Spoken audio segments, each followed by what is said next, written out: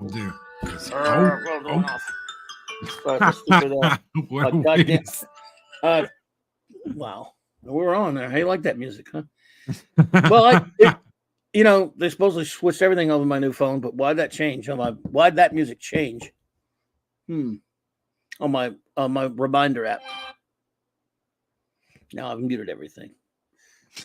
Actually, I've muted everything before, but the reminder app doesn't mute. I don't know if you have one of those. Yeah, I do.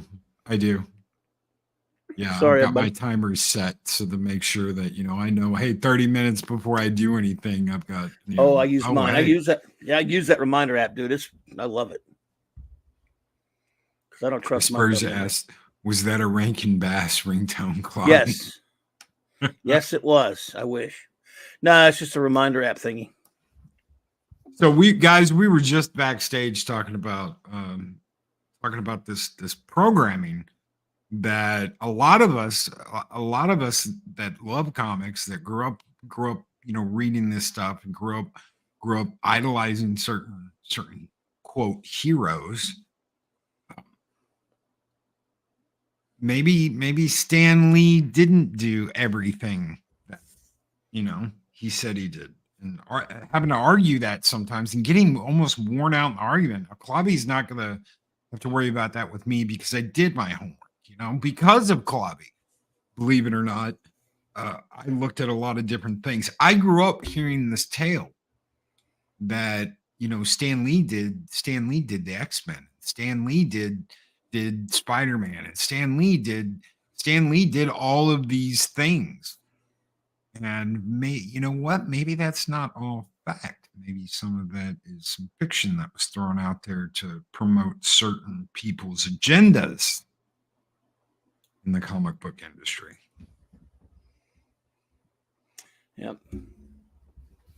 So the idea is for the next couple of weeks we're going to be talking about Spider-Man because I've been playing through Insomniac 2 or Insomniac Spider-Man 2.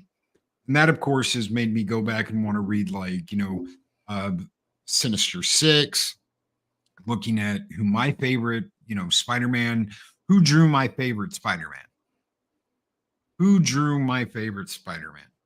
And, that 90s run with McFarlane, when I think about Spider-Man, that's what I see.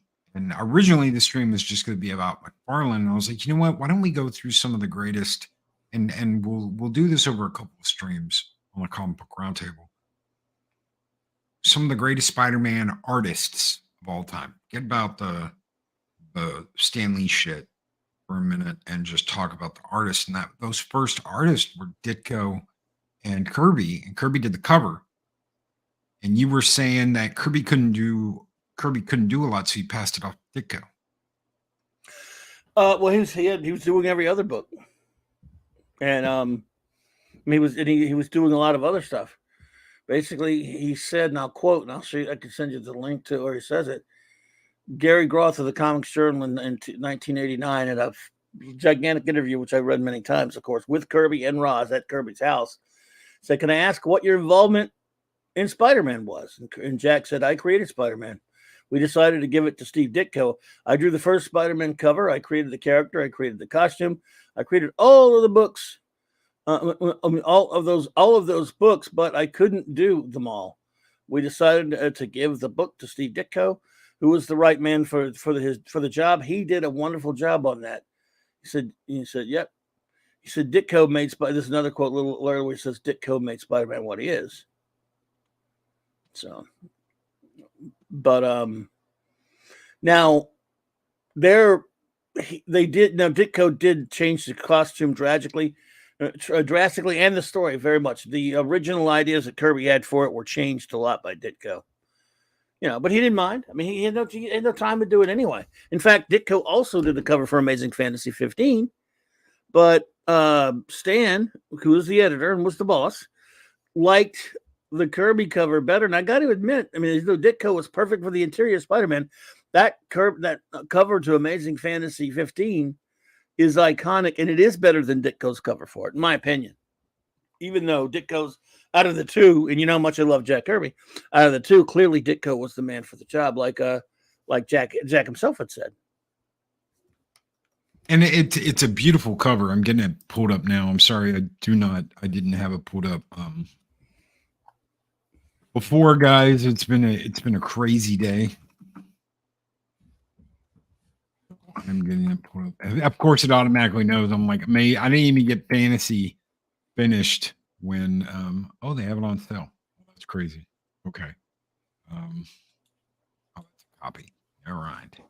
$175,000 for a 7.0, apparently. Is that all? That's all. You'd expect it to be a lot more. Millions. Yeah. Anyway, if you ever want to see it, I put a link in the chat to that interview. It's a long interview. Of course, I remember reading that way back when.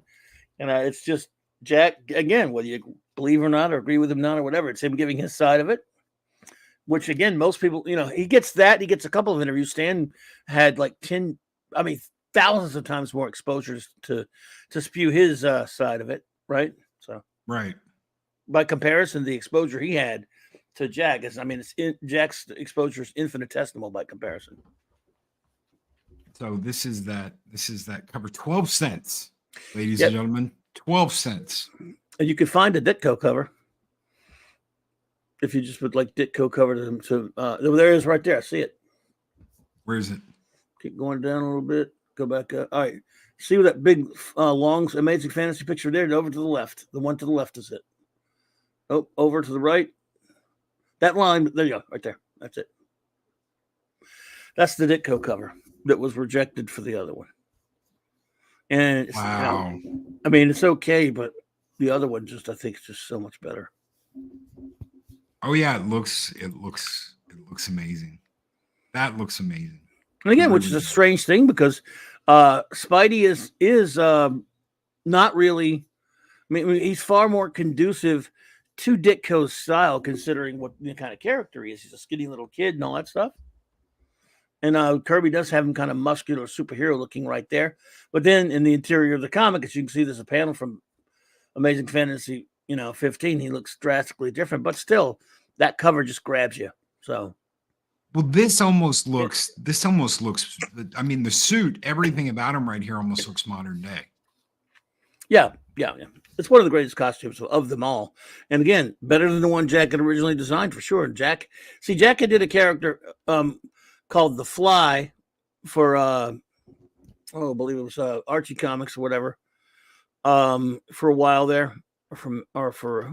Anyway, he did a character called The Fly, and then at some point he and Joe Simon were going to do a character called the Silver Spider, and he was a kid. It was very similar to Peter Parker, but he was going to have like a little fly gun thingy, and he would look a little bit more like a little gun thingy with him for his webs, and a web gun, I think it was. Then a few different things, of course, but he conceptualized this one, but Ditko did. I think you could definitely say that Ditko did most of the fleshing him out and putting him on the direction, of course, that we know and love. So, yeah. Chris Berger says Ditko's vision is iconic and still lasts to this day. It does. It absolutely freaking does. Look, Ditko's, like Kirby said, Ditko made Spider-Man what he is. He really did for like 36 issues, something like 38 issues, whatever it was. But the one thing about Spider-Man is this, at least in the opinion of many, almost no drop off from the first four artists who handled had long stints on a series of Amazing Spider-Man. Because you went from Ditko, you can't get much better. Then you get John Romita Jr., Senior. I want to say Junior by accident. No, Senior, who was another legend, extraordinary. Then you got Gil Kane for a while, the great Gil Kane. Then you get Ross Andru for a long stint. That's when I was finally old enough to buy the comic, and I loved Ross Andru. So that was almost up to like issue 200 or so. So he had some of the best, artists for that character on the book. So very good consistency. And this is something that's been repeated. Obviously, it's so ingrained in Spider-Man history that it's like, oh, hey, let's reuse this cover for something. That cover's been, it's I don't know if it would be in the top 5 or 6 all-time redone or parody, well, sometimes like parodied or whatever. But because I think the most parody cover I've ever seen is probably Fantastic Four #1. I've seen so many variations, like people using the exact template for something else, Action #1 also, but more so, I think FF #1. Yeah, Fantastic Four. I'm And saying that was the one that I thought was, when I was a kid, I thought that was first, because I remember it was Fantastic Four #1 was first. The one where he's at the reactor or whatever it was. Oh, no, I'm talking about Fantastic Four. You're talking about Spider-Man #1. No, I was talking about yes. FF #1. Yeah. Hey, yeah. Mark D. What's up, here. Mark? And Chris and Pat S. and Joe Dog, all kind of cool people here. I remember having a set of Marvel trading cards that had a whole bunch of first appearances on it. And it made it sound like, well, this is the first appearance of Spider-Man. So it wasn't until years later when I started, digging in and doing research that I realized that's not the first appearance of Spider-Man. This is this Amazing Fantasy. Yep. Did you ever read Amazing Fantasy 16, 17, and 18? No. Okay, it's a trick question because this was the last issue of this series. But I don't know if you ever read. Did you ever read Untold Tales of Spider-Man in the 90s? That was a book I liked. Yes. Well, Kurt Busiek, one of my favorite writers. And by the way, Mark, how about Mark joining us? Because he's available. Mark's always welcome. Mark's always welcome. I can't send him a link. I think I can. Yeah, I got it. I think that's how you do it.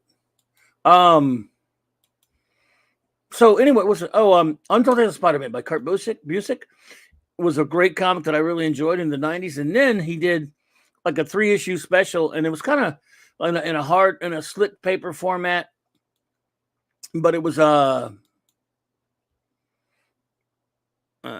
slick paper format, and it was called Amazing Fantasy number 16, 17, and 18. And what they did, it was like an untold, and just like that in the Untold comic, it was chronicling the adventures between Amazing Fantasy 15, the never told story, and #1. Because in #1, he was kind of running around as Spider-Man already, as you know. I mean, this kind of shows the between of that, which was really good. I mean, the art was weird because it was kind of like a painted thing. There he is. Hello. Hey, Loki. Hey, Clobberin Times.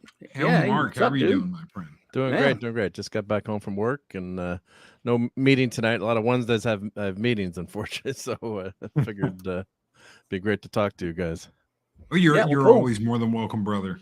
Thank you. Cool. But so that was a pretty good story, though. I really enjoyed it. It was kind of like it showed the first, and it's in 16. It shows how he doesn't really know. After he after issue 15, he was crying about his uncle and all that other kind of stuff, and he was really in bad shape. And he gets hold of this kind of, these mobsters trying to take advantage of Aunt May and to kick her out of her house and stuff, and it's going to crap. And he goes after him, and it shows how he learned how to use wisecracks and all that stuff to because he was so nervous at first being shot at by all these guys. When he started realizing the things he could do, he started using his adrenaline would get going, and he started seeing how the wisecracks helped him, and it aggravated his enemies into making mistakes and stuff. They did issues like that, and it was kind of cool. It showed how it's transitioning from the first origin to his first issue of his own title. Well, him mouthing off obviously is iconic. But he didn't do it the first appearance. Yeah, I mean, of course he was too busy, Well, it was interesting. I got to see the panel at New York Comic Con with Steve Ditko's family, and they're trying to change some of the rumors about him and try to answer that Stan Lee documentary. And they're going to be coming out with a book, quote unquote. They said, "Hey, Bush." And what was interesting was they said, Ditko was not an introvert. They have all the family pictures. They said he was just a private person. He didn't want everyone knowing his business. So I doubt he would have ever gone on YouTube or Twitter. But they said he did walk New York Comic Con a few years ago before he passed. And then a few people from the con recognized him, and they kind of tried to shield him, but most people wouldn't recognize Steve Ditko. Yeah, but he's only taken like 1 or 2 pictures ever in the public, Yeah. and that was like in the 60s. But some people, I guess some of the artists there working there, and they recognized him. They said, let's give him an escort just to, not draw too much attention, but just in case someone finds out, it would be, you can imagine the mob scene that would be on a con floor there that size. But one of the other interesting things they talked about was, Stan Lee wanted to introduce the Spider-Woman in issue 2, and Ditko has all kinds of notes and in his library, and they said, where did Spider-Woman come from? What's the point of having a Spider-Woman? All these rebuttals to Stan, and he also wanted to kill off Aunt May very early on. He said, no, we've got to develop her as a character, and the setup is Norman Osborn and as Green Goblin. So I'm looking forward to seeing that documentary and whatever they published down the road. But needless to say, Stan Lee didn't get too much love during that panel, but unfortunately they didn't televise that panel. I was hoping they would. Sometimes they put them up on YouTube for everyone to watch, but it was really, really interesting to see Ditko's family, and his niece was there, and she when she went to college, she had some of his artwork on her, I guess, on her college walls, and she said people could like, Ditko, are you related to? And it's like, yeah, here's some of his artwork, and they're like, oh my god, couldn't believe it. But such an interesting guy and such an amazing creator. Mark, it's funny you bring up the not love for Stan. Me and Clobby were talking before we hit the live button. I wish I should have I ought to know better by now, and I should have just hit live while we were discussing this, because it was a good little conversation before we got started. You grow up with this idea that Stan Lee did all these things because that's what you've been told. Yep. That's the press. That is the tale you have been told. And Clobby brought it up that, it's almost like telling someone about Santa, the Santa Claus reveal, that there's a lot more happened behind the scenes with a lot of other people to make this happen. Yep. Santa Claus is basically, and the thing is, if you believed in Santa Claus till you were 40 or 50, it'd be pretty tough for somebody to debunk him. But of course, he was easily debunked because you could prove it with logic to a kid as they grow up. However, very few people were privy to all the things that went on, and it's one man's word against another. But Stan Lee never wrote anything except the credit boxes and his soapbox. I wonder if he even wrote his soapboxes, to be honest. Call him Mr. And yet he didn't come up. He took Excelsior from Longfellow, I believe. So but look, that's what I'm saying. It's controversial. You to this day, you're going to offend somebody if you question him or if you criticize him. And a lot of the people who worship him will start attacking Kirby if you do it. They're like, well, look, I wasn't there either way, but out of the two, I believe Kirby. Has anyone ever found a Stan Lee script or any notes? You'd sooner to find a unicorn. I mean, because there's got to be something. If you wrote those stories, you'd have to have something there. Or did he write them right on the artwork? Well, he had a way around that. First of all, he was the boss, and he would say that they came up with the Marvel method. The Marvel method was, I would sit there and I would come up with all these stories, and I would call Stan, and I would call Jack and Steve, and I would tell them I want this and that, and I would call them, and then they would go away and they would draw what I told them to do. Then I would add that dialogue later. Well, a lot of times he barely. In fact, for a while, him and Ditko weren't even speaking. Jack and he would, basically, according to Jack, they would have the conversations were one way. Jack would tell him the things he was going to do in the story, and Stan would go, "That's great, just turn it in." And there are plenty of other people who worked for Stan, who said a lot of the same things, like, "Yeah, we can come in," and that he would want the artist would have to draw everything out, and they would have to plot it. And they would have to come up with the plots and the stories, but you're going to trigger somebody anytime you go. Now, again, if I were sitting here trashing Jack Kirby, nobody would care. No, I would care. I like or Jack. Stan. Well, you know I love Jack, but I'm just saying. Oh, I would. But I'm talking about you wouldn't rile anybody up. They go, really? Was he that bad? I thought he was a really good artist. But no, when you question Stan.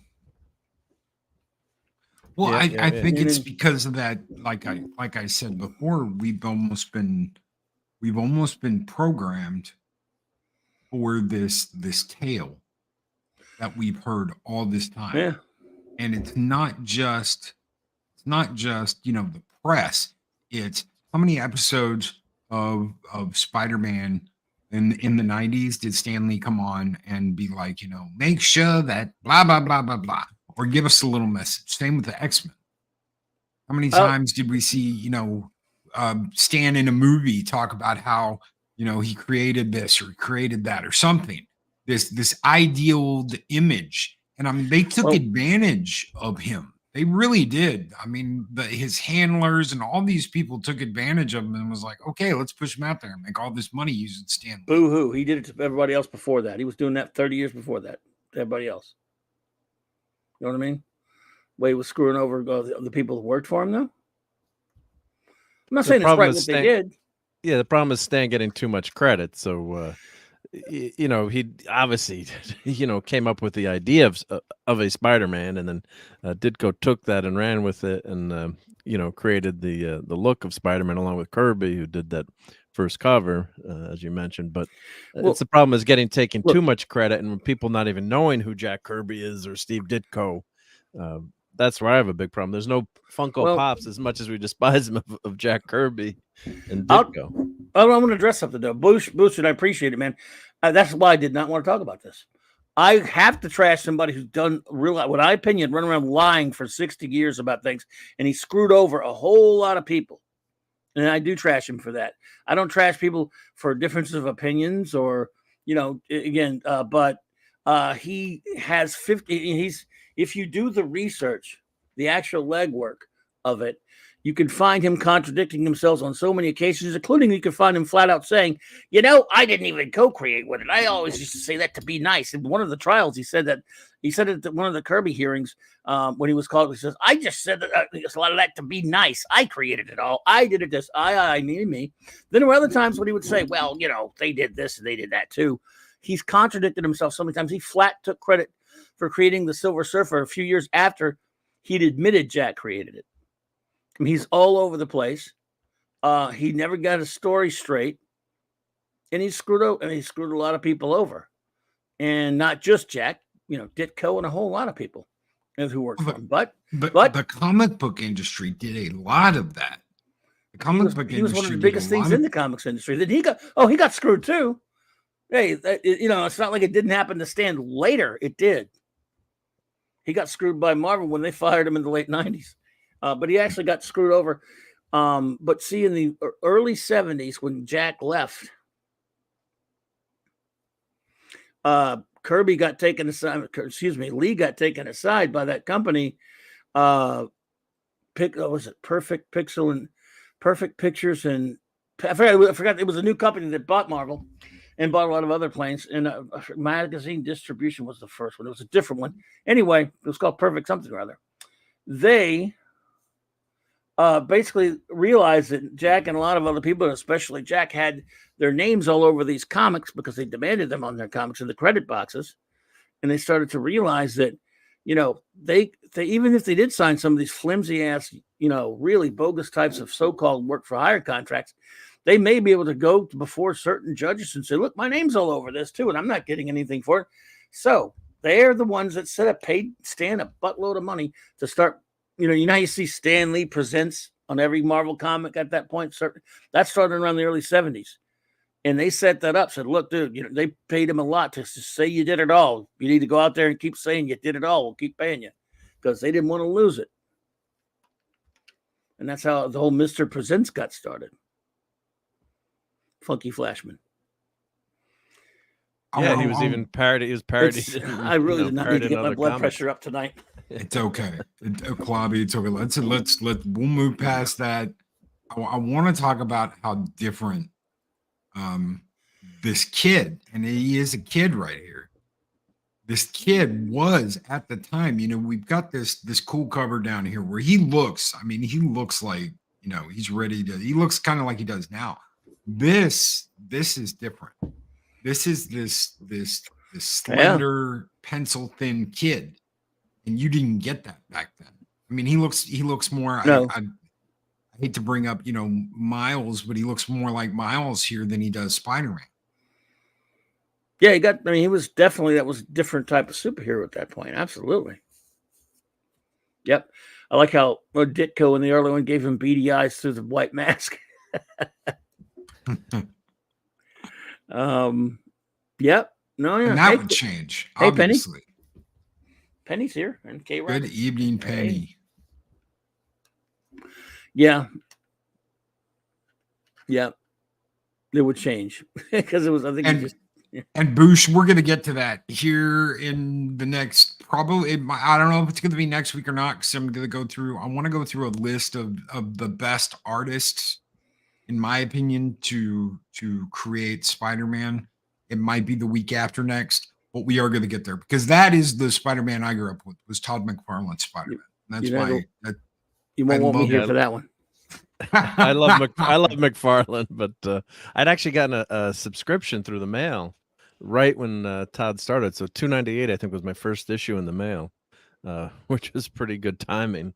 And I know Clobberin Times doesn't like McFarlane, but there was what was great about it was, it's not maybe your cup of tea. Now, I shouldn't say you don't like him, but the style. But I don't. What was great about Spider-Man McFarlane back then was the hype and the excitement about waiting for a new, Todd McFarlane Spider-Man comic to come out each month. Everyone was talking about it. It was a huge, huge deal. He had that fantastic run on Incredible Hulk, the famous cover Hulk 340 with Wolverine, which I don't have because the guy stole it from my pull list at the shop. And then forever forget that guy. But anyway, but yeah, so he had that great run on the Hulk, and wow, McFarlane just took the comic world by storm.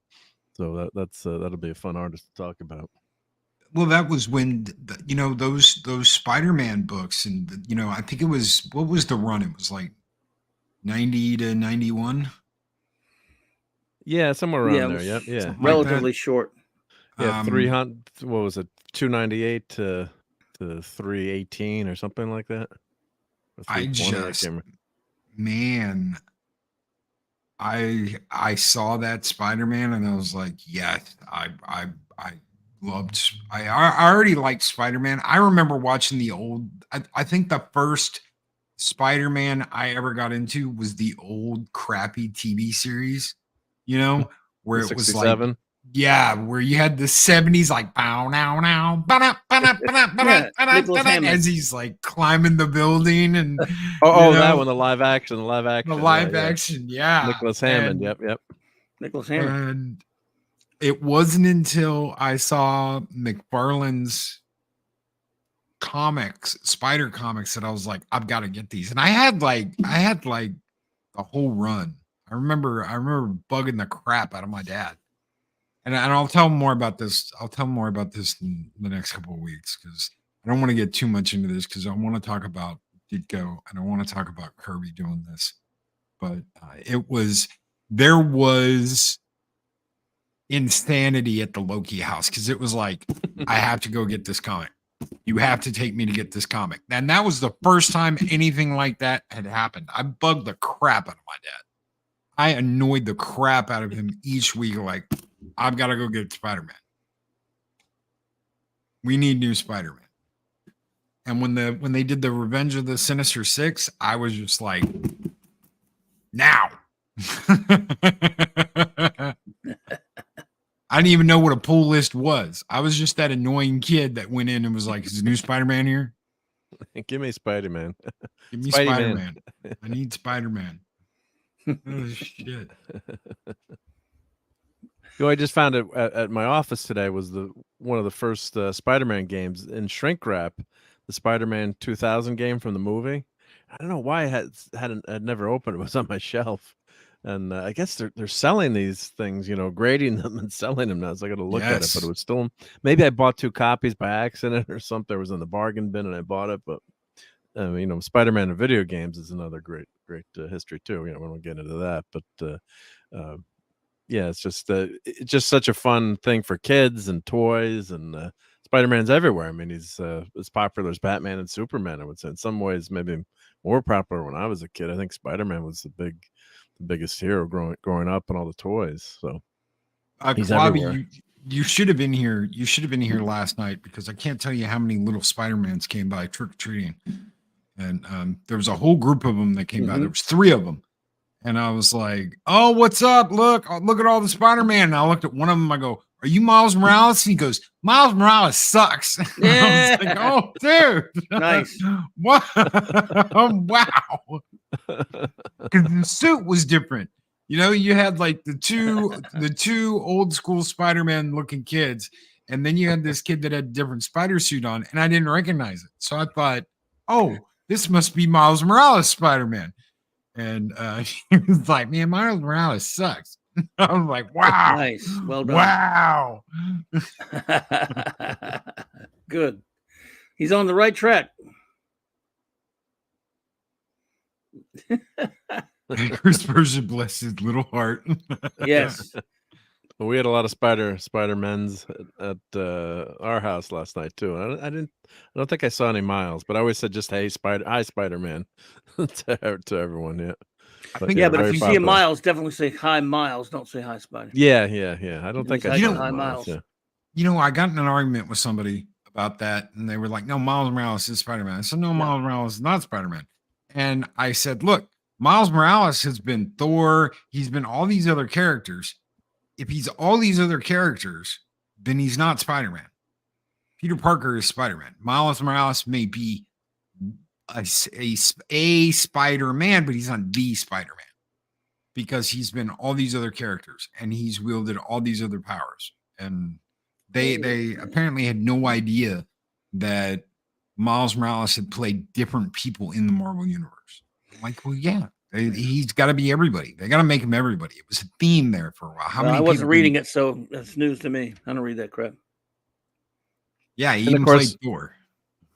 Yeah, in that first series, what was it called? The Fall of the Avengers, or I have that first number 4. Yeah, what was the Ultimate Universe? But the other thing is, Miles was supposed to just stay in the Ultimate Universe, and I read a lot of the Ultimate.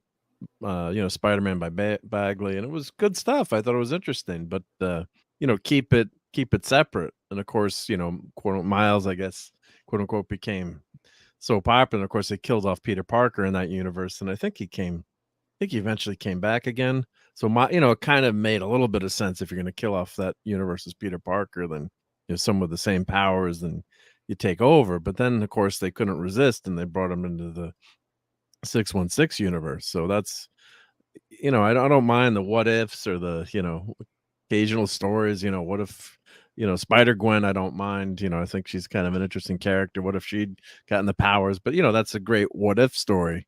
Don't bring, now they can't, with the multiverse going crazy, they're messing up, quote unquote, who's Spider-Man. And they gotta make her lame and gay. Yeah. And eventually eventually that Miles is going to take over Spider-Man. I mean, you go to the toy aisle and you just see Miles everywhere as Spider-Man and all the toys, and he's called Spider-Man. Okay, so spoiler, if anybody doesn't know, if anybody's playing Insomniac Spider-Man 2, pause it or mute it for like 10 seconds. All right, I'm going to give you a countdown. 4, 3. Okay. Yeah, there we go. Okay. Parker's out. Parker left New York. He's done. He's done being Spider-Man. Miles and MJ are taking over the role of Spider-Man, and they had to include MJ in that. We're going to be talking about more MJ about this is so tomorrow. Powerful too. That's great. I mean, I love to see MJ as a powerful supermodel fighting crime. Have you played it? No, I haven't played it. But I hear there's actually a mission with her. No, multiple. You're gonna love this, Clobby. You're gonna love this, Mark. You're gonna love this. Let me tell you, he has been trained by Sable and Shield to be a super soldier. She's got a gun. She's got like spider web gun. She's got amazing stealth powers, and she goes in and kicks ass because instead of toning back the MJ stuff, they made her a super warrior. And let me guess, she looks just like the person who wrote the game. Yes. Yep, I Yeah, saw which that. I saw. Yeah, I saw It's that. easier for her to take care of the bad guys than it is for Spider-Man and for Miles. Oh, of course, she's the bestest ever. Yeah. And they even point that out. Oh, all of her training was Sable and Shield. And I'm like, what? What? insane. So she's a super commando now who trained with Sable and Shield, and she's got guns. Well, one point didn't they give her superpowers in the books? Not that long ago. Yeah. She ended up with spider powers. What were they calling her? Spider Heart or Spider? Well, she had the Venom suit too. She was Venom. She was Venom. Oh yeah, Eris. I almost said her. Eris comes in the other night and she goes, "Look at this." And I mean, the cover looks fantastic. You see MJ. She looks beautiful. She's got the Venom suit on, and I said that is a great cover. She looks hot as hell, but I don't care. Yeah. As far as the story in the comic goes, I don't care. It's a great cover. I'd put it up as a poster, but I just don't care. I know the book's not going to look like that. The cover may look amazing, but once you open that book, it's going to be something crap. It's going to look like shit. That's what happens. They have all these alternative covers. You buy all these. I don't buy alternate. I mean, I'll pick one. I won't buy multiples, but that's one way they get these, book sales up by having multiple variant covers. I mean, sometimes there's more than like 30 covers for a book, which is insane. Yeah, I'm so not doing that. I got put in that a little bit with Void Rivals because my kid loves Transformers and I wanted that first book just to say, you know what, I've got the number one and I've got different issues of it, but I'm not that's not something I will continue to do. Yeah. Well, I still have all my Legends of the Dark Knight. I'm waiting for those to go up in value. Bush says different color covers. Yeah. Bush says it isn't a self-insert. The writer said so. I have seen the actress that they modeled MJ after, and if you put the actress next to the writer, they self-inserted. Oh yeah. I've seen that picture also. Yeah. So the actress looks absolutely gorgeous. I saw that actress and I was like, that looked like MJ. Yeah, that looked like MJ. Which actress? The actress that they modeled MJ after in the game, but they didn't model her face after. Well, they used her motion capture. They used her probably for motion capture. I'm guessing, right? And then they just changed the face to the author's face. That's pathetic. Basically. I know, Bush. I know. The writer is a liar. It looks just like the writer. Yeah. So again, they have taken a beautiful actress and made it look absolute horrible. It's not the first time a company's done that. And it is a travesty that Insomniac has done that. Yeah, I was thinking about buying that game, but no, I'm not. Yeah. Oh, bro. Hold on. Give me just a second. I want to show you something because this is like the you know what? I seriously have to reconsider life choices thing here. Hold on. I'm gonna turn my camera on. I look like shit, so I'm not gonna show you. That's what I did, Mark. You know what that is? Oh, I'm trying to. Yep. Let's. Oh wait, no. There. Oh, there we go. There we go. Okay, I was looking towards the other screen. Yep, that's your PlayStation 5 as Spider-Man, right? Or is that an Xbox? That is the Spider-Man 2 Insomniac's PS5. All right, I did say PS5. All right, I got it right. All right, so you're all in on this, right? Yeah. So you must not be too happy. I'm not. I'm very upset. I love the console. I love the way it looks. I love the Venom story. There's some and that's so there's good and mixed in with the bad. But there's a lot of bad, and it's not just the MJ thing. It's Miles's girlfriend. You have to play as Miles's deaf deaf person of color girlfriend, and they shut off all the sound, so you can experience what it's like to be a deaf girl of color. Well, that's probably not what I want in a Spider-Man game. No, I mean, if you want to do that in another game, but or maybe a short segment, but not whole massive missions. But yeah, I read what they were trying to accomplish with that game, and I think one of the writers is deaf on the game. Yep. Oh, yeah. Got to get that representation in there, right? Oh, look! There's another one. Oh, yeah. It's Spawn. Yeah. Oh, if you just put the Amazing Fantasy 15 parody covers, you might find some. Maybe covers. Not. But, you might, though. Yeah. Oh, I like that. The black suit. The rumors are true. The new Spider-Man. Remember that? Yep. I was working in the shop. You weren't happy either, right? Yeah, I didn't. Well, I'd already dumped the title anyway, but I said I hate that costume. So everybody was, loved it. So what are you gonna do? Well, it was reactive. It was something a little different. The suit could change. It opened up and it would like keep his wallet and his keys. And I remember reading that, and Parker like picks up his stuff and the suit opens up. And he's like, holy crap, it's like wanting me to put my wallet, my keys in it. And it was like, oh, that is so cool. It's reactive and it knows stuff. And yeah, no one could have been prepared for what it actually was. Okay, so the Avengers and all of that leave. They disappear. Spider-Man disappears. Hey, Maria. What's up, Maria? Maria with T and Telly. I got to do a recording for her that I absolutely loved getting to do. All you ghouls and goblins out there. Yeah. Lovely lady. Always good to see you. Always nice the ladies are here tonight.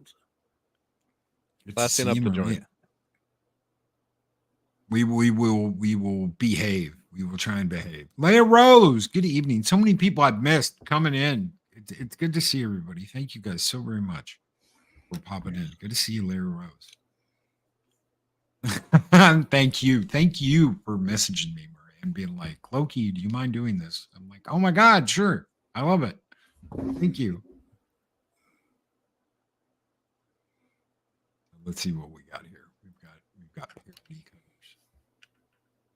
Who the hell is? Like I said, it has been aped a lot.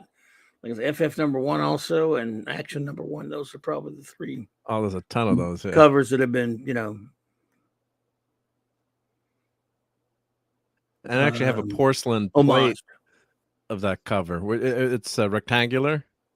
But was it Franklin Mint? I think, or back when the porcelain stuff used to be really popular, way back in the old days. Yeah.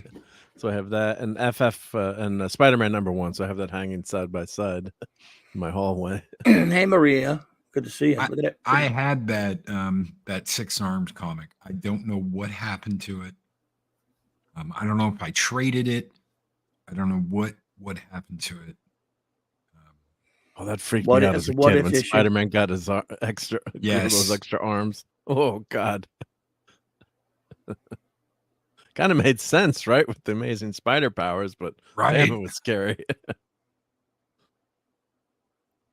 Huh. Nice. I don't remember any of these. I guess this was all after I stopped. Yeah.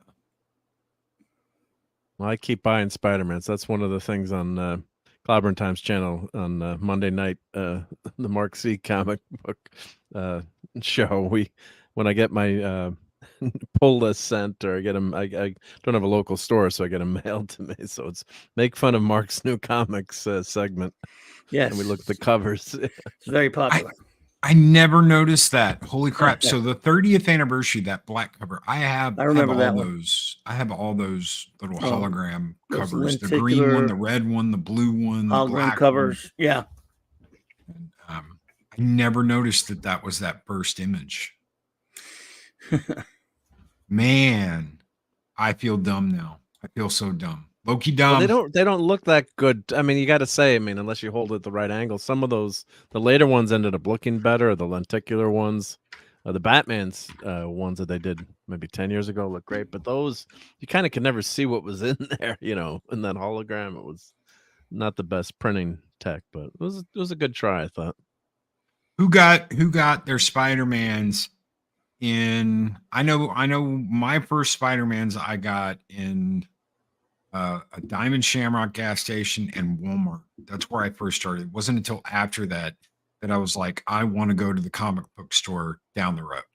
And it was like 5 minutes down the road. And I remember my dad bitching that he had to drive me to the comic book shop to waste money on comics.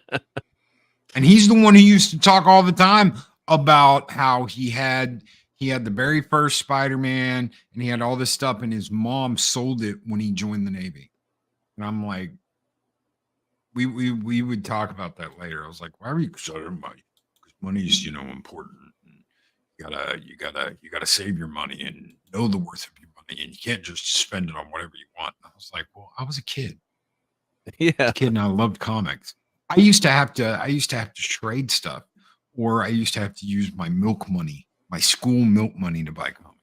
I'll give you a quarter today, and I'll give you a quarter every day all week if you give me that comic book.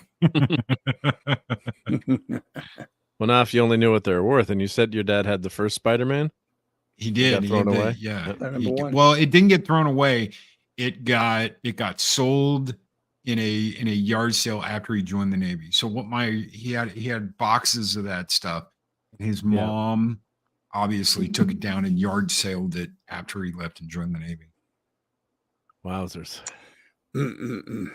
That's happened to a lot of people. Oh yeah. or their stuff got thrown out. Like my friend had Hulk 181 and Wolverine #1, bunch, the miniseries, a bunch of decent comics, but specifically, I'm pretty sure Hulk 181. His mom threw them all away about 10 years ago when he moved out or went to college. I can't remember. She got sick of him. He's like, you better come get these. And then his aunt used to be a DJ for WPLJ in New York City, huge radio station up in the Northeast, and she would host the King Biscuit Flower Hour.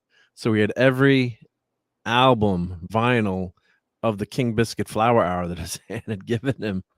Just like there were like demo records. Look at them. It's a WPLJ New York and King Biscuit Flower Hour.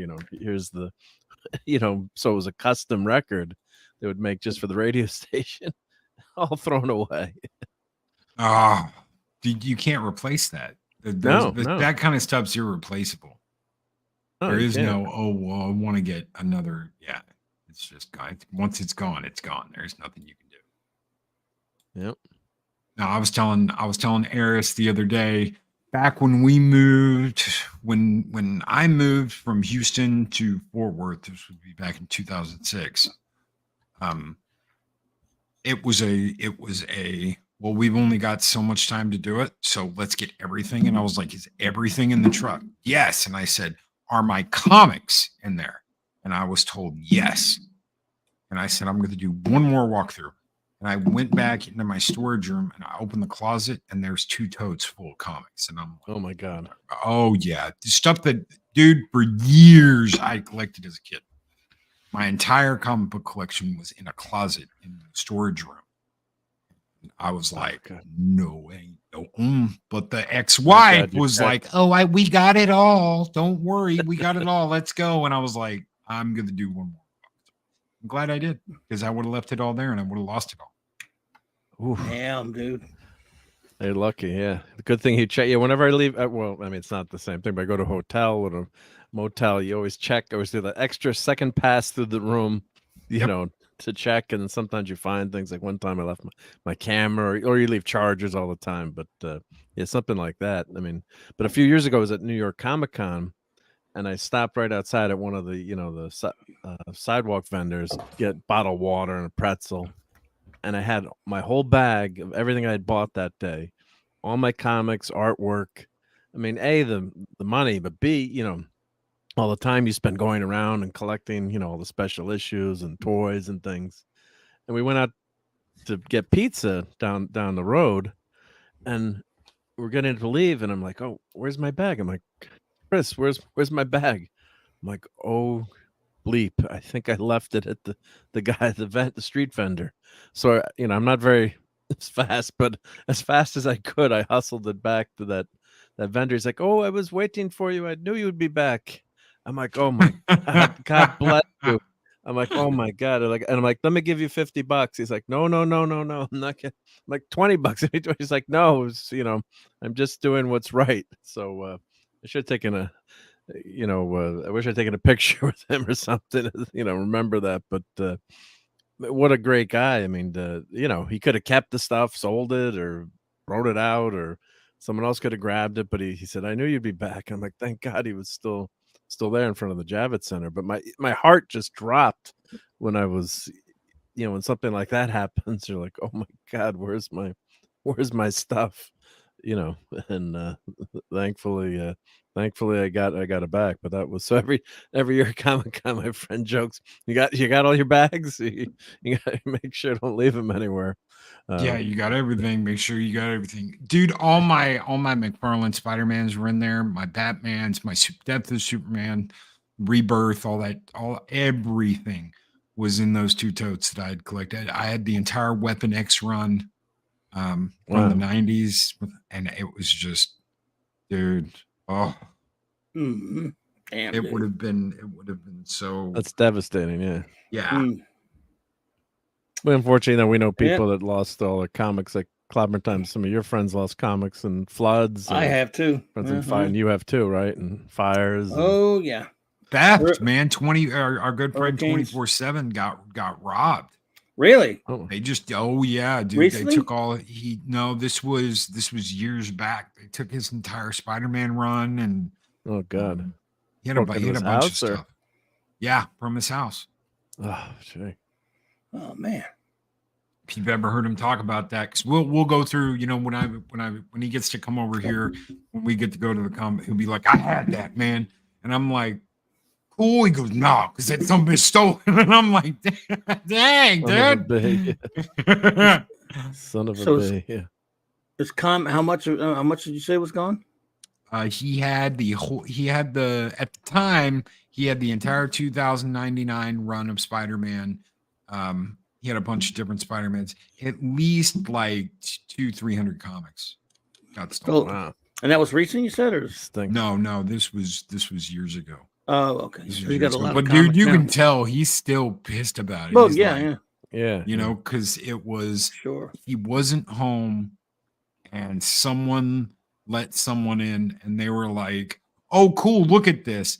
And the people he was staying with were like, "Oh, take them." And they're just comics. Just take them. He won't care. Oh, yeah. God. Yeah, so it wasn't. They were like, "Oh yeah, we stolen," but it's just They were given away without his knowledge or permission. and they couldn't get him back, I guess, obviously. And he couldn't get him back, obviously. So, well, it's just my local shop that I used to shop at, one night, guy broke into the store and he was just looking for cash for, probably drugs or something, and there was like $30 or $40 on the register. But Paul, the owner, the back wall was, all the valuable comics like every shop has, Spider-Man, Silver Surfer. He's like, there were thousands and thousands of dollars worth of comics. He didn't touch one comic or one statue, anything in the store. So he's like, I was actually not too upset, with losing the $30 or the $40. It's like, if you just grabbed, like FF number 50 behind there, but could you imagine that? Could you imagine a cop coming in and being like, we heard there was a robbery. All they took was $50 out of the register. Don't worry about it. Yeah, that's for sure. Yeah. All the comics are still on the wall. Don't worry about it. It's all right. I don't care. Yeah. Or you could take all the 90s comics. I won't care. Yeah. Well, newer comics. Yeah, there was some good stuff in the 90s. I'm joking, but yeah. I was really surprised. I got the God, what was it? Nightfall, where they break, where Batman gets his back broke, and it was the 2 series after that. So it was Nightfall, and I can't remember the 2 after that. One of them had No Man's Land. no, because it was like how they resolved everything from The that. Azrael thing. Yeah, the Azrael thing. Yeah. Right. I can't I remember got what it was that. called specifically, but yeah. I got that entire collection for like $50, and they're all in really good condition.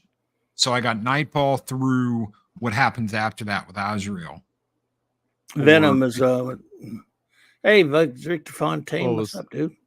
Night Quest and Night's End, right? Night Quest and Night's End. Thank you. Yeah. So I got Nightfall, Night Quest, and Night's End for $50. All in very extremely good condition from the comic shop, from my local comic shop. And I was like, why are these? Why? I said, this is a lot of comics. Why is it so cheap? And she goes, number one, I bundle them so that they all go out together. If you want 1 or 2, I'm not going to sell them to you. You got to buy them all in a bundle. So that's why. And there's a lot of them. And I was like, what do you mean there's a lot of them? She goes, in the 90s, they just mass printed everything. So it almost nothing has the value you're looking for if you were collecting. Yep. I was like, wow, that's crazy. That is nuts. That is absolutely crazy that they did that. But they were selling like hotcakes. You just had the Death of Superman. They bring you in with Batman getting his back broke. You think, are they going to kill off Batman? Is this going to be an end to Batman? They're going to reinvent him too. What's going to happen? Yeah. It was nice at Comic-Con, New York Comic-Con. A lot of places were bundling books together like that, storylines or whole, if it was a shorter series, the whole series. So it's a great way to just, you buy the whole stack, they have, Alpha Flight complete or, just different, famous storylines. But it's nice way to move a ton of books, all together too. So that's great that you're able to get that, because buying piecemeal, it's tough. You got to search, and if you're buying on eBay or online or going to different people, just get the whole thing together. It's great. Do either one of you not like to? I understand that if you're looking for something very rare, you can go to eBay and you can deal with eBay. I hate doing that. I absolutely hate doing that, to the point that I had the option to get this really rare Metal Gear collection with the rare variants that you don't see anywhere. And I turned it down because I was like, I want to continue building this by going out and finding them in a store. It's not the hunt anymore. The thrill of the hunt. That's what I have, is the thrill of the hunt. I mean, I could have ordered the Revenge of the Sinister Six the other day. Instead, I'm going to comic book shops looking for it. And I always go to mine first, which is Space Cadet Comics in the Woodlands. I always go there first and talk to the redhead owner, who's absolutely wonderful. You want to talk about a woman can't own a comic book shop? That's absolutely asinine. She knows just as much as we do. She loves comics. And she always seems to like, I bet you I've got it in the back. And we'll go and look in the warehouse for me. Talk about going above and beyond. Nice. It doesn't matter whether it's in the store or not. She will go out and check the warehouse. So I got some really valuable Dark Tower books from her, the hardback. And she didn't overcharge me. So some of those are like $300-$400. And she even gave some of them to me on sale, because we went in and she was like, any hardback, buy one, get one half off. And I said, just one? She goes, as many of them as you bring me, I'll do one at full price, one at half, one at full price, one at half. I was like, all right, I got a stack of those Dark Tower books. I ended up spending like $300. But some of those are worth $300 individually. She didn't overcharge me. She didn't upcharge me. And I asked her when I came back, I said, do you always do that? And she goes, if someone brings something in and resells it to me, I will mark it up. If it's something I bought that I have in store and I've got it from a distributor, it stays at that price. Well, there's two of us in this world. That's what I did. And it got a lot of criticism, a lot of ridicule, and a lot of heat over it. When that's the way I ran my shop. I got made fun of. I got it all too. You're a sucker. You should jack the prices up the first chance you get all the time. and it took a lot of crap over it. Well, I love her for that. I absolutely. She will always get my business first because of that. Wow, I mean, there is Maria's got a comic coming out. Whoa, all right, Maria. Wow, I want yeah. to hear about that. Yeah, Yes, Maria, you got to come on and talk to us about that. I want to hear about that. Wednesday. Yeah, please. Yeah. That's great. Bush I said, saw that Loki, on Twitter. Yep. Go check out the Vault, Highway 6 and West Road. There is another on Fury Road north of Loggenbach. All right, we'll check it out. Well, the always it looking is for fun. more shops. It is so much fun to go to the store, but I mean I do love eBay too, I have to say, but there's so much stuff there now. But I love Wrath of Khan, so for years I was finding obscure items on Wrath of Khan, and as I'm looking around my room, I've got signed Ricardo Montalban Space Seed picture next to him in Wrath of Khan that I found on eBay, and I grabbed it for like $25. Now I see it's going for like $500, 20 years later. So you can find the thrill on eBay is sometimes finding those things at a bargain too, or really obscure things. This might sound crazy, like when I was at Star Wars and Star Trek Experience in Vegas, and I bought a communicator keychain that flips, the top flips. Yeah. And I lost my keychain, and for about 5 or 6 years, I was looking for that same keychain, and I finally got one on eBay. So, God, I was excited when that finally, came in the mail. So there's certain things that are, still great to find on eBay, but there's nothing beats going to a tag sale. Or the problem is everyone thinks that every comic book today is worth a gazillion bucks. It's like it's a Star Trek #1. I'm like, yeah, but that's that's a new Star Trek #1. That's not a gold key #1 Star Trek comic. So that's one of the problems that you find, where people think their stuff is always, or the condition, they don't care about the condition. It's everything is a 9.8. Or they don't even know what a 9.8 is, but they're you tell them, oh, it's someone cut out the coupon here. It's not really worth as much because of that. And but tag sales are fun to go to. And if anyone's down in the Nashville area, McKay's Books, there's a video on my, or maybe we covered it during the Sunday night show, but one of the most phenomenal stores I've ever been to was McKay's Books, and they've got a bunch of them, and it's records, vinyls, used toys, which was fantastic. So, and they'll repackage the toys or just put them loose in bags or resell, and all great prices. Comic books, old musical instruments, CDs, DVDs, Incredible. books. I mean, it's just that place is amazing. I'll put the link in the private check if you want to show it. But it's just unbelievable. Clobby turned me on to, what was it, Second and Charles, and they're like that. Oh yeah, but yeah. We have compare. It's a Second and Charles is a 7-Eleven by comparison, though. I can tell you that. Really? You should see the pictures. This place is unbelievable. This place is unbelievable. There are 4 locations: Chattanooga, somewhere up North Carolina, and the one Mark went to the one in Nashville, and he took a bunch of pictures. I'll be in Nashville. I'll be in Nashville next year. Oh my God! Oh, you have to go. McKay's have to go. Okay. Yeah, McKay's. We'll show you. You got to show them. You got to come show them the pictures one day, Mark. And we gotta do lunch again, Clobby. Oh yeah, you coming through? Yeah, definitely. Oh yeah, you passing through? Oh yeah. That was we'll so be coming much through Louisiana again. So nice. I'd love to get with you and hang out. Hell yeah, dude. ICC. He sent you the site to McKay's is just when he showed those pictures, I can't believe it. Like I said, so we got our Second and Charles is rather small, and the one that we used to go to for years in it's a little about an hour away from him. Not as good anymore. Their prices aren't as good anymore. They're okay, but they're not what they once were. But this McKay, it's not even close. And the fun thing was that my buddy Robert, who lives down there, were visiting. He's like, Mark, I got this store I think you're gonna like. And I felt so guilty because I think we spent an hour and a half for tours. I'm like, Robert, I'm like, I feel so bad. He's like, he went and sat down. He watched me. He's like, you went to the first action figure aisle and you stayed on that one aisle for the first half hour that we're there. Looking at stuff. And then he was talking to like another guy, an older guy was there with like his granddaughter or something.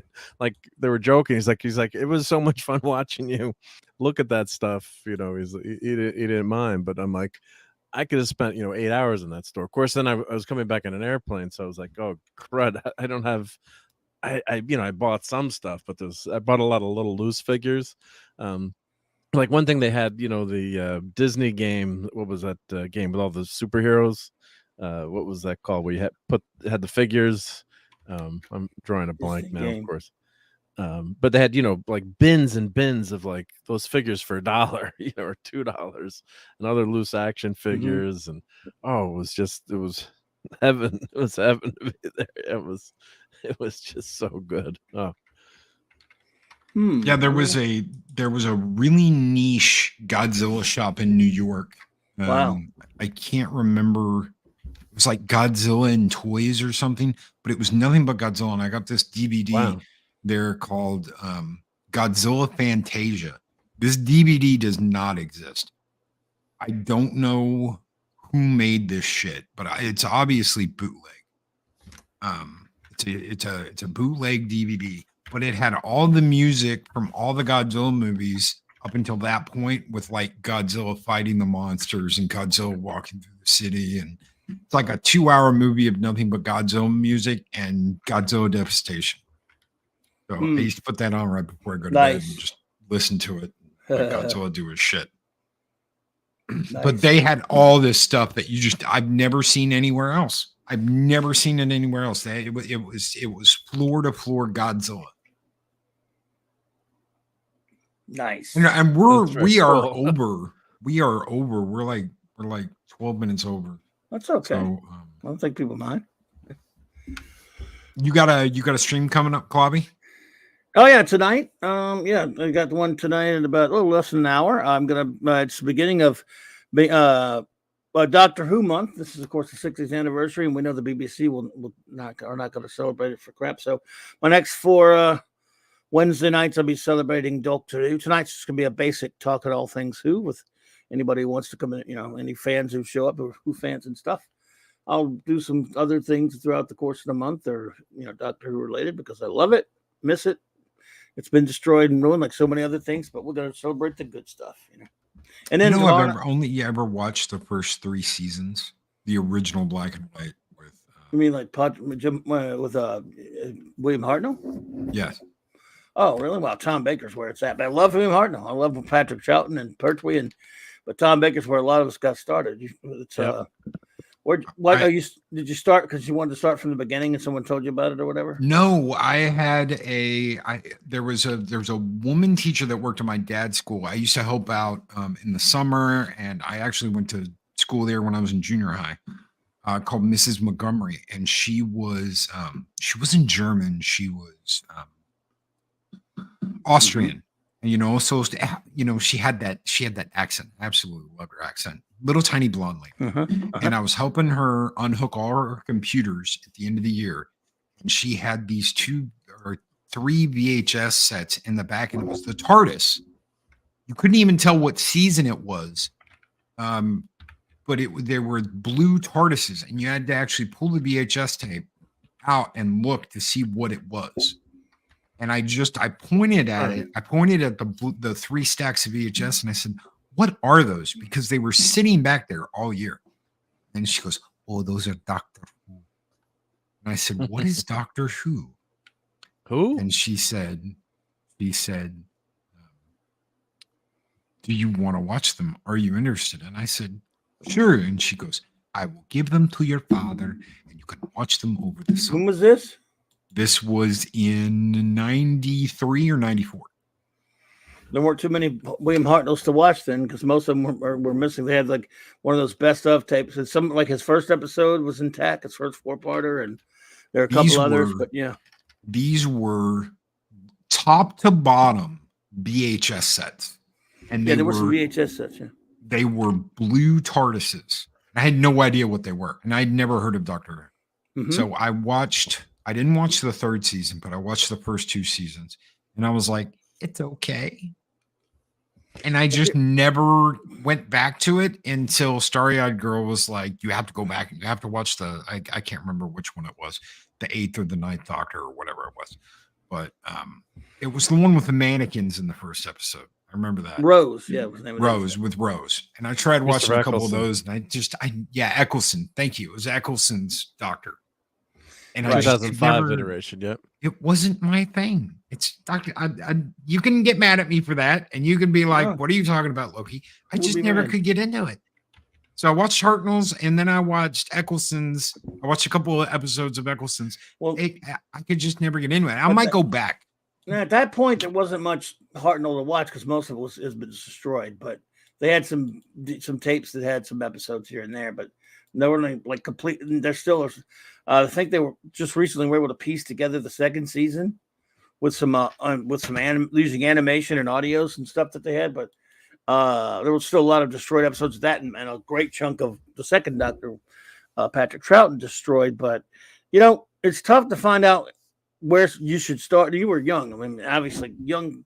Yeah, this was 13-year-old Loki. Right, but not only that, you'd grown up with Star Wars and stuff like that. Doctor Who was like this antiquated. I mean, the old black and white Doctor Who had less of a budget than even the later ones did. Which I don't know. It doesn't matter all to everybody, but I mean, it was just a totally different show. I like the Hartnell stuff. I'll be honest with you, and it's sacrilege to a lot of people. Those aren't my favorite ones. I mean, I like him, but the character really didn't start being defined into what he was till the second Doctor, third, and fourth, and so on. And everyone in the States, everyone here, most people are fans in the States. It started in the '80s. Started with Tom Baker. And the fourth she Doctor. was. That's how She I was- started. Yeah, with Tom Baker. Yep. She looked just like Elsa, but she had a pixie bob cut. Wow. So That's she pretty- didn't have the long hair like Elsa from Last Crusade, but she was a little bit older, and she had a pixie cut. But she was that nicest, most wonderful woman you would ever meet in your life. Allison Doody was something. I doubt she could teach today, considering what everything is like today. I doubt she could be a teacher today because she was the sweetest, nicest woman that everybody was either smitten in love or just total respect for this woman. There you go. Which is why I was helping her in the first place. There you go. Oh, I'll go help Mrs. Montgomery or Miss Montgomery. See you later. And she was a Miss too. She wasn't Mrs. So it was Miss Montgomery. There you go. There you go. All right, we're gonna get out of here. Clobby's got a stream coming. Big thank you to Clobberin Times. Thank you, buddy. To Mark D with the C. Thank you, brother. Thank you. for Thank you. popping Yep. in. Great discussion. Appreciate Always a being great here, yep. discussion. Hi, everybody. With you guys. And thank you, chat. Thank you, Bush. Thank you, Chris Persia, for being here and wrenching Ironhide 84. Thank you, Maria with T and Telly. Thank you, Maria. Vic Fontaine was here. Lady Mist. Oh, Lady Mist. Hey. Guardian of the Void. Lady Mist was here. And Maria with T and Telly. Guys, thank you so very much for hanging out. Leia Rose was here. Claude Sailing. You guys keep us coming back. Thank you. Thank you so much. All right, everybody. Did she choose the wrong grail for the principal Loki? No, she didn't. All right, we're out of here. Guys, take care. Be excellent to each other. Always speak friend to enter. Don't miss Clobberin Times stream coming up in a little under an hour.